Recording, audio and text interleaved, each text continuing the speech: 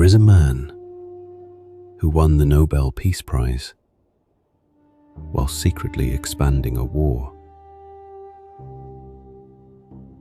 A man who spoke of stability while entire countries burned in silence. His name was Henry Kissinger.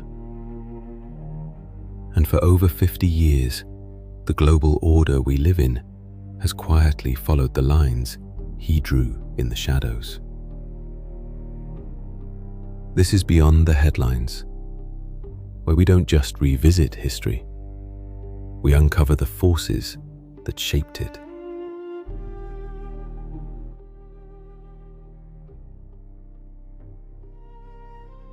Most leaders during the Cold War saw the world in simple terms: good versus evil, democracy versus communism. Kissinger didn't. He believed that morality was not the foundation of politics. Power was.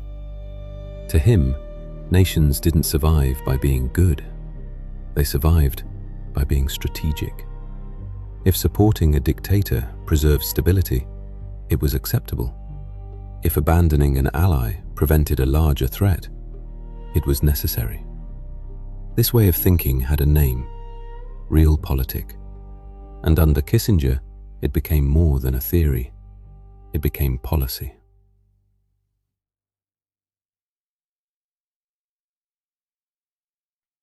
In the early 1970s, the United States faced a terrifying reality.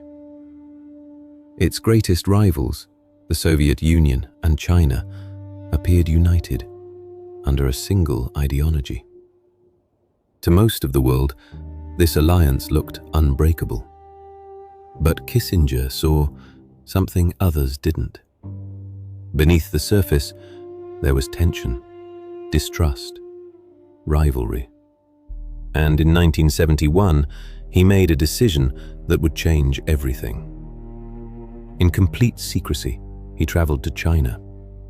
At the time, the two countries had no formal relationship, no trust, no open communication. But that visit opened a door. And once it did, the balance of power began to shift.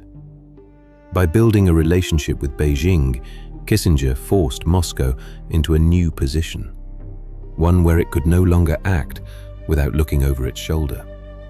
For the first time, the United States was no longer reacting to events. It was shaping them.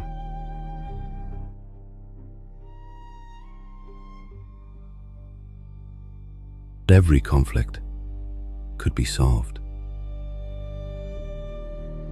In the Middle East, tensions ran too deep, histories too painful, and stakes too high. A lasting peace agreement was almost impossible. So Kissinger tried something different. Instead of forcing clear solutions, he created agreements that were intentionally unclear. Each side could interpret them in its own way. Each side could claim a form of victory. Nothing was truly resolved, but the fighting slowed.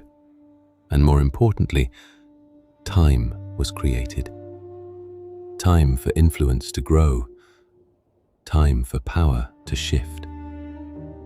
To Kissinger, that was enough, because in his world, time itself was a strategic asset.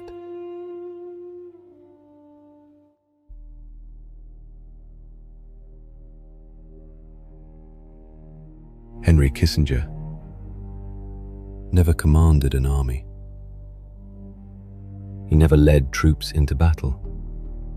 And yet, his decisions shaped wars, alliances, and the fate of entire nations. The stability many people point to today did not come from idealism. It came from calculation, from trade-offs, from decisions made in quiet rooms, far away from the people who would live with the consequences. Was he a genius who preserved order in a dangerous world? Or a man who sacrificed morality in the name of power? The answer depends on where you stand. But one thing is certain. The world we know today was not built by chance. It was composed, and Henry Kissinger was one of its most influential composers.